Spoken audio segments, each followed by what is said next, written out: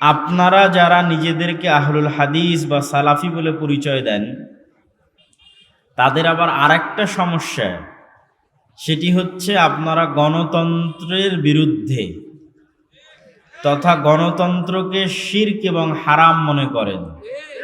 তখন পাল্টা যখন আবার কেউ প্রশ্ন করে যে আপনি গণতান্ত্রিক পদ্ধতিতে ক্ষমতায় যাবেন না, তো রাষ্ট্রে ইসলাম প্রতিষ্ঠা করবেন কিভাবে? তখন আহলে হাদিসদেরকে বানিয়ে দেওয়া হয় যে তারা হয়তো রাষ্ট্রে ইসলাম প্রতিষ্ঠার শত্রু, কিন্তু বিষয়টি কি তেমন? আসলে তেমন নয়। তাহলে কি আমাদের জানা দরকার আছে না নাই? আবার যখন আপনারা বলবেন যে আমি দাওয়াতি কাজের মাধ্যমে রাষ্ট্রে ইসলাম প্রতিষ্ঠা করতে চাই, তখনও এটি যুবক সমাজের মানুষের বিবেকে ব্রেনে ধরে না। কিভাবে দাওয়াতি কাজের মাধ্যমে রাষ্ট্রে ইসলাম প্রতিষ্ঠা হবে? তখন আমাদের দাবিটা শুধু দাবিই থেকে যায়। সেটির পক্ষে লজিক দাঁড় করানো এবং বাস্তবে সেটি নিয়ে কাজ করার মতো কোনো পরিবেশ আমি আমার বুদ্ধিতে, আমার চিন্তা চেতনায়, গবেষণায় দেখিনি। এটি আমাদের একটি দুর্বলতা। তো এই দুর্বলতা কাটিয়ে উঠে কিভাবে আপনি রাষ্ট্রে ইসলাম প্রতিষ্ঠা করবেন সালাফে সালেহিনের মানহাজ অনুযায়ী, তা আমাদের জানার দরকার আছে। তার পূর্বে আলোচনা করি সংক্ষিপ্ত, এই বিষয়ে আলোচনা করতে গিয়ে সংক্ষিপ্ত আলোচনা, রাষ্ট্রে ইসলাম বলতে কি বুঝায়। তাত্ত্বিক আলোচনা না করে একদম সহজ ভাষায় আপনাদেরকে বুঝতে হবে রাষ্ট্রে ইসলাম বলতে কি বুঝায়। ঈসা আলাইহি সালাতু ওয়াসসালামের বর্ণনা দিতে গিয়ে রাসূলুল্লাহ সাল্লাল্লাহু আলাইহি ওয়াসাল্লাম বলেছেন যে ঈসা আলাইহি সালাতু ওয়াসসালাম যখন পৃথিবীতে নেমে আসবে, তখন তিনি ইয়াকসিরুস সালিব, খ্রিস্টানদের যে ক্রুশ আছে সেটাকে ভেঙে দিবেন, ওয়ায়াকতুলুল খিনজির, এবং শুকুরকে চিরতরে হারাম করবেন, শুকুরকে হত্যা করবেন, নির্মূল করে দিবেন পৃথিবী থেকে। তারপরে কি বলছেন? তিনি হবেন হাকামান মুকসিতা, ন্যায় পরায়ণ শাসক। ঈসা আলাইহিস সালাতু ওয়াসসালামের ক্ষেত্রে আল্লাহর নবী বলছেন তিনি হবেন ন্যায় পরায়ণ শাসক, ন্যায় বিচারকারী শাসক।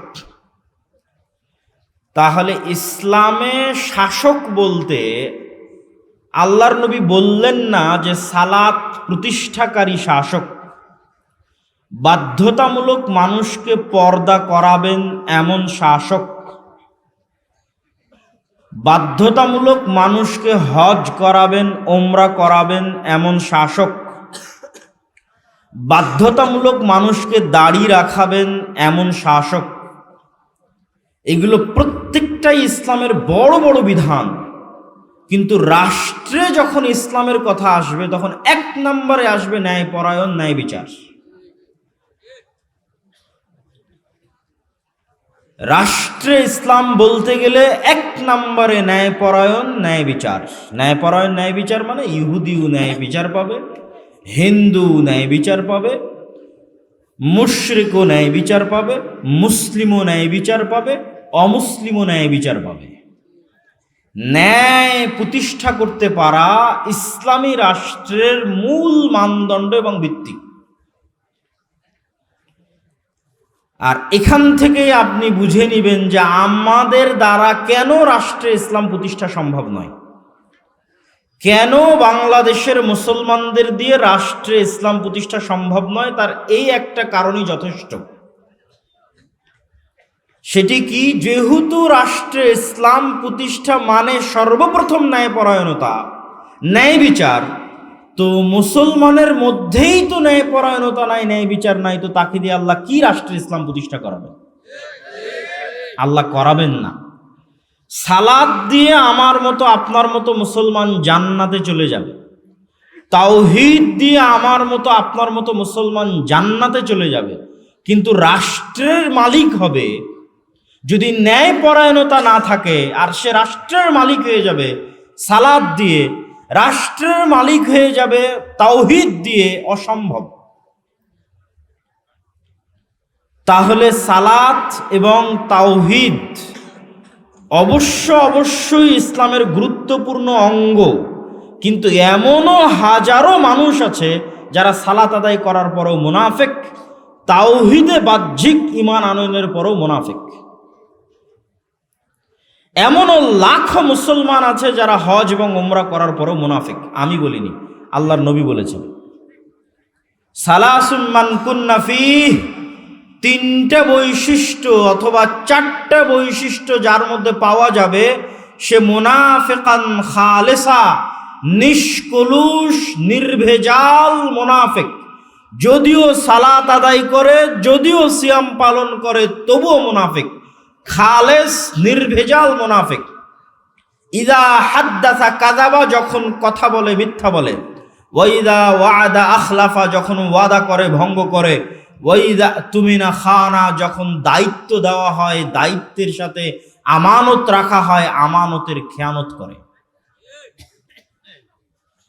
তাহলে সে সালাত আদায় করলেও মুনাফিক, সিয়াম পালন করলেও মুনাফিক, হজ করলেও মুনাফিক, উমরা করলেও মুনাফিক। তাহলে সে সালাত আদায় করে কথা বলল মিথ্যা, আমানতের খেয়ানত করলো। তো আমানতের খেয়ানত করে মানুষের কাছে মাপ চেয়ে আল্লাহ যদি মাফ করে দেয়, জান্নাতে চলেও যেতে পারে। কিন্তু এই আমানতের খেয়ানতকারী এই নামাজিকে আল্লাহ কখনো রাষ্ট্র ক্ষমতা দিবে না। কেননা ও কি প্রতিষ্ঠা করতে পারবে না? কথা বলেন না কেন? কি প্রতিষ্ঠা করতে পারবে না? ন্যায় বিচার প্রতিষ্ঠা করতে পারবে না। ফলত প্রথম চান্সেই রাষ্ট্র ক্ষমতার মালিক হওয়ার অযোগ্য বলে বিবেচিত হয়েছে কার নিকটে? আল্লাহ নিকটে। তাহলে আমরা মুসলমানেরা রাষ্ট্র ক্ষমতায় যেতে পারছি না কেন? আমাদের মধ্যে রাষ্ট্র ক্ষমতার মালিক হওয়ার ন্যূনতম বৈশিষ্ট্যটুকু নাই। ন্যূনতম বৈশিষ্ট্য যে নাই, তা মাপবেন কি দিয়ে? আপনি আপনার বাবা মারা যাওয়ার পর আপনি আপনার বোনকে পিতার সম্পত্তিতে ন্যায় পরায়ণতার সাথে বন্টন করেননি, হয় ভাগই দেননি, যদি ভাগ দিয়েছেন তবুও ন্যায় বিচার করেননি। মানে কুমিল্লা শহরের যেটা দামি জমি সেটা আপনি নিয়েছেন, আর কুমিল্লার যেটা সবচেয়ে কম দামি পানিতে ডুবে থাকা জমি সেটা আপনার বোনকে দিয়েছেন। এটা কি ন্যায় বিচার হয়েছে? আপনি কি তাহলে ন্যায়পরায়ণ? আপনি বোনের কাছে মাপ চেয়ে জান্নাতে যেতে পারবেন, কিন্তু আল্লাহ আপনাকে রাষ্ট্র ক্ষমতা দিবে? আল্লাহ আপনাকে রাষ্ট্র ক্ষমতা দিবে না। কেননা রাষ্ট্র ক্ষমতার যোগ্য হওয়ার প্রথম শর্তে মাইনাস হয়ে গেছে। তো আজ মুসলমানেরা গোলাম কেন? আজ মুসলমানেরা গোলাম এই জন্য, মুসলমানদের মধ্যে ন্যূনতম আত্মমর্যাদাবোধ, অভ্যন্তরীণ সেলফ রেসপেক্ট নাই। কেননা যে মিথ্যা বলে তার আত্মসম্মান থাকতে পারে না, যে ওয়াদা দিয়ে ভঙ্গ করে তার আত্মসম্মান থাকতে পারে না, যে দায়িত্বে খেয়ানত করে, আমানতের খেয়ানত করে, তার আত্মসম্মান থাকতে পারে না। এটা আপনার দায়িত্ব ছিল, পিতার পরে আপনি দায়িত্বশীল, এটা আপনার দায়িত্ব। এমনকি আমরা যদি নিজেদের প্রশ্ন করি যে আমরা আমাদের স্ত্রীদের প্রতি ন্যায়পরায়ণ কিনা, শতজন ফেল করবে যে তারা তাদের স্ত্রীদের প্রতি ন্যায়পরায়ণ নয়। আর রাসূলুল্লাহ সাল্লাল্লাহু আলাইহি ওয়াসাল্লাম সম্পর্কে তার স্ত্রীদেরকে জিজ্ঞেস করা হোক তিনি ন্যায় বিচারক ছিলেন কিনা তার স্ত্রীদের মধ্যে। আমরা তো আমাদের স্ত্রীর হক পর্যন্ত ন্যায় বিচারের সাথে দিতে পারিনি, কিভাবে রাষ্ট্রের মালিক হব?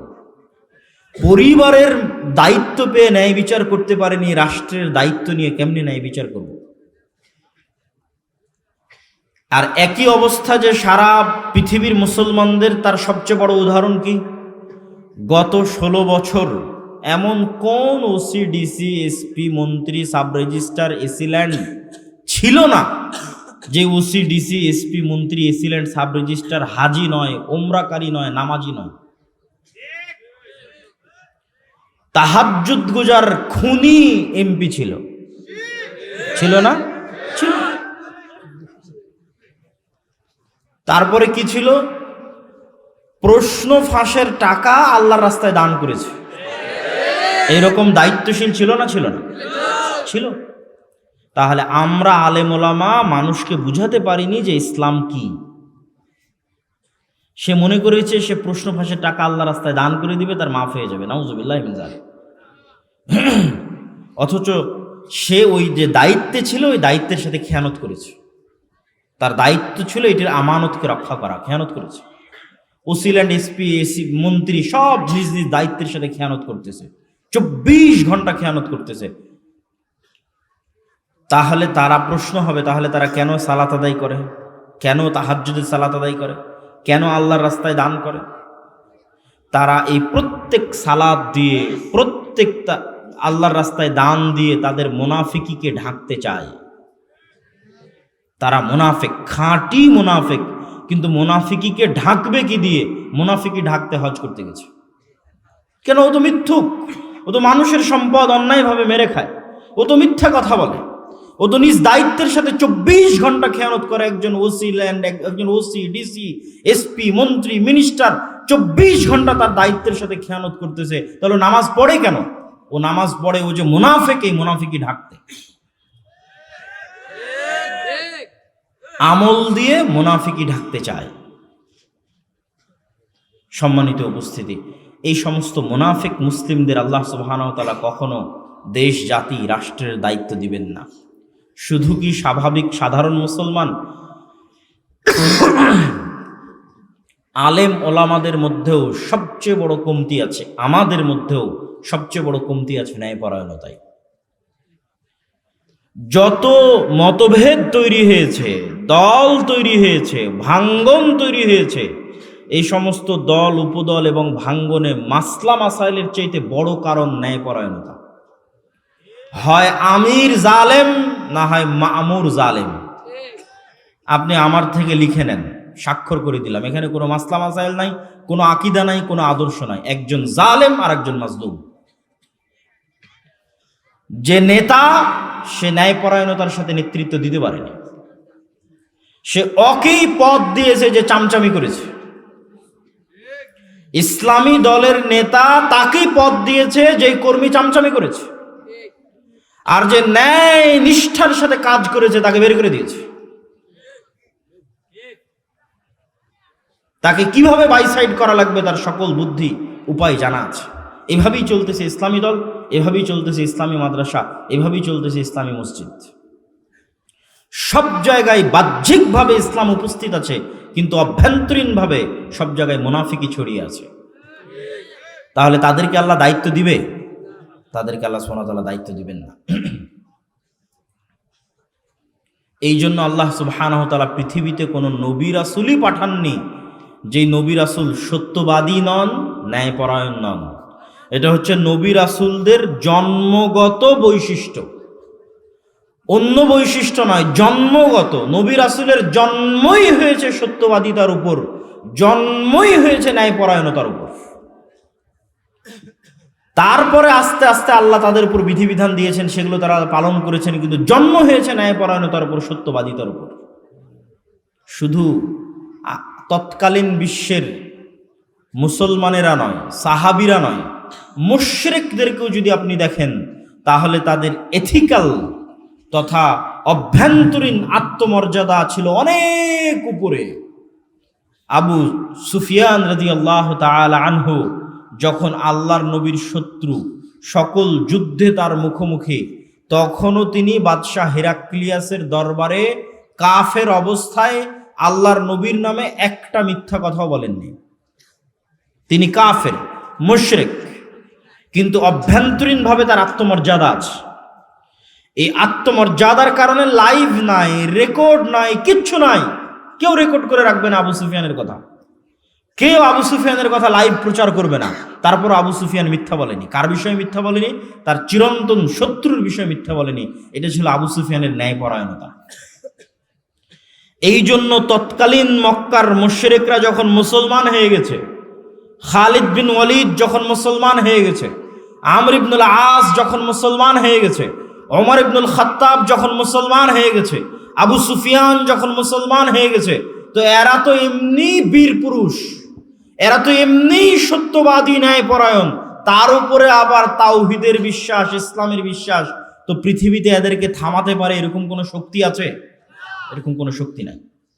মুহাম্মদ সাল্লাল্লাহু আলাইহি ওয়াসাল্লাম সালাত আদায় করেছে, ওমর ইবনুল খাত্তাব সালাত আদায় করেছে, আবু বকর রাদিয়াল্লাহু তাআলা আনহু সালাত আদায় করেছে, যখন তারা অভ্যন্তরীণভাবে শতভাগ ফ্রেশ, অভ্যন্তরীণভাবে ওমর ইবনুল খাত্তাব যখন শতভাগ ন্যায়পরায়ণ, শতভাগ আত্মমর্যাদা সম্পন্ন, শতভাগ ন্যায় বিচারক, তখন ওমর সালাত আদায় করছে, তখন ওমর সিয়াম পালন করছে, তখন ওমর হজ করছে, তখন ওমর উমরা করছে। এই সালাতের যে পাওয়ার, এইরকম সত্যবাদী ন্যায়পরায়ণ শাসক ওমরের সালাতের যে পাওয়ার, এটা আপনি কল্পনা করতে পারবেন না। এই জন্য হাজার হাজার কিলোমিটার দূর থেকে ওমরের হাইবাতে মানুষ ভয় পাবে। কিন্তু আমি আপনি তো সালাতে দাঁড়াচ্ছি শতভাগ কলুষিত হৃদয় নিয়ে। কেন কলুষিত হৃদয়? 24 ঘন্টা মিথ্যার মধ্যে, 24 ঘন্টা মানুষের সাথে অন্যায়ের মধ্যে, 24 ঘন্টা গীবতের মধ্যে, 24 ঘন্টা অপবাদের মধ্যে, 24 ঘন্টা নিজ নিজ দায়িত্বের খেয়ানতের মধ্যে। এই সালাতের কি দাম, এই সিয়ামের কি দাম, এই উমরা এই হজের কি দাম? এই উমরা, এই সিয়াম, এই হজ আপনাকে গোলামি থেকে মুক্তি দিবে না। প্রশ্ন আসতে পারে যে কেন বাংলাদেশের, পাক ভারতের মুসলমানদের এই অবস্থা? আমি আমার বক্তব্যে বলেছি যে 190 বছর ব্রিটিশদের অধীনে গোলামি থাকার কারণে, কলোনিয়াল যে সিস্টেম, ঔপনিবেশিক যে সিস্টেম, এই ঔপনিবেশিক সিস্টেমের গোলামির কারণে আমাদের রক্তের মধ্যে মিথ্যা ঢুকে গেছে। ওই পাঠানেরা তো মিথ্যা বলা জানে না। আফগানিস্তানের বর্তমান শাসক আল ইমারা আল ইসলামিয়া, তাদের আপনারা আকিদার ভুল ধরতে পারবেন, তাদের মাসলা মাসাইলের ভুল ধরতে পারবেন, কিন্তু ওরা ক্ষমতায় গেছে কি দিয়ে জানেন? ন্যায় পরায়ণতা দিয়ে ক্ষমতায় গেছে। মানে গোটা আফগানিস্তানের মানুষ বিশ্বাস করে যে কেউ যদি ন্যায় বিচার করতে পারে তাহলে এরা ন্যায় বিচার করতে পারবে, কেউ যদি টাকা না মারে তাহলে এরা তারা যারা টাকা মারবে না, কেউ যদি দুর্নীতি না করে তাহলে এরা তারা যারা দুর্নীতি করবে না। তো তারা কোনোদিন ব্রিটিশ বলেন, আমেরিকা বলেন, রাশিয়া বলেন কারো গোলামি করেনি। তো যখন কারো গোলামি করেনি তখন মিথ্যা বলা শিখেনি, যখন কারো গোলামি করেনি তখন মিথ্যা বলা শিখেনি। আত্মমর্যাদা ঠিক থেকেছে। ন্যায়পরায়ণতা দিয়ে শাসক হওয়া যায়, ন্যায়পরায়ণতা দিয়ে শাসক হতে হবে। সম্মানিত উপস্থিতি, রাসূলুল্লাহ সাল্লাল্লাহু আলাইহি ওয়াসাল্লাম বলেন, সাবআতুন ইউদিল্লুহুমুল্লাহ ইয়াওমা লা দিল্লা ইল্লা দিল্লুহ। 7 শ্রেণীর মানুষকে আল্লাহ সুবহানাহু ওয়া তাআলা কিয়ামতের মাঠে বিশেষ ছায়া দিবেন। তার 1 নাম্বার ইমামুন আদিল, ন্যায়পরায়ণ দায়িত্বশীল। ইবনুল কাইয়িম রাহিমাহুল্লাহ লিখছেন এই হাদিসের ব্যাখ্যায় যে একজন মানুষ সারা রাত ইবাদত করলো, আর একজন মানুষ সারা দিন সিয়াম পালন করলো, এই মানুষ আর আরেকজন মানুষ, 2 জন মানুষের মধ্যে ন্যায়ের সাথে মীমাংসা করে দিল, এর নেকি বেশি। 2 জন মানুষের মধ্যে মীমাংসা করে দিল কিসের সাথে? ন্যায়ের সাথে। তো ন্যায়পরায়ণ দায়িত্বশীল আল্লাহর সুবহানাহু ওয়া তাআলার বিশেষ ছায়া 1 নম্বরে, আল্লাহর নবীর হাদিসে 1 নম্বরে ন্যায়পরায়ণ দায়িত্বশীল। সম্মানিত উপস্থিতি, আমরা আলোচনা করছিলাম ইসলামের সামগ্রিক বিজয় কিভাবে সম্ভব। সেটি বুঝাতে গিয়ে বলছিলাম রাষ্ট্রে ইসলাম মানে কি। আজকের পাশ্চাত্য বিশ্ব আমাদের শিখায় রাষ্ট্রে ইসলাম মানে হাত কাটে নিবে, রাষ্ট্রে ইসলাম মানে রজম করবে, রাষ্ট্রে ইসলাম মানে সবাইকে ঘরবন্দি করে পর্দা করতে বাধ্য করবে, রাষ্ট্রে ইসলাম মানে মেয়েদেরকে কাউকে পড়তে দিবে না। কিন্তু কেউ এটা বলে না যে রাষ্ট্রে ইসলাম মানে প্রত্যেক নাগরিকের ন্যায় বিচার এবং ন্যায়পরায়ণতা। এটা তো বলে না। ভাই, ন্যায়পরায়ণতা, ন্যায় বিচার প্রতিষ্ঠা হলে কি হবে? যে হাদিস দিয়ে শুরু করেছিলাম ওই হাদিসের পরের অংশ বলা আছে, রাসূলুল্লাহ সাল্লাল্লাহু আলাইহি ওয়াসাল্লাম বলছেন টাকার পরিমাণ এত বেশি হয়ে যাবে যে নেওয়ার মতো কোনো মানুষ থাকবে না। ঈসা আলাইহিস সালামের কথা বলা হচ্ছে যে ঈসা আলাইহিস সালাম যখন হাকামান মুকসিতা, ন্যায় বিচার প্রতিষ্ঠা করবেন পৃথিবীতে, তখন টাকার পরিমাণ এত বেশি হয়ে যাবে যে কেউ নেওয়ার মতো লোক থাকবে না। তাহলে টাকা বেশি হওয়ার সাথে ন্যায় বিচারের সম্পর্ক কি? আপনাকে বুঝাই, যারা গণতন্ত্রের নামে ইসলাম প্রতিষ্ঠা করতে চায় তাদেরকে অংশটা খুব ভালোভাবে শুনতে হবে যে ন্যায় বিচারের সাথে টাকার সম্পর্ক কি। আজ যখন আমরা আমেরিকা যাই, ইংল্যান্ড যাই, দেখি কি সাজানো গুছানো সুচারু রূপের দেশ, কি উন্নত সিস্টেম, টেকনোলজি, ইউনিভার্সিটি। তখন এই সমস্ত পথভ্রষ্ট ব্রেন ওয়াশড তরুণ যুবকদের মনে হয় না, আমরা আসলে অনুন্নত আছি, গরিব আছি, মিসকিন আছি ইসলামের কারণে।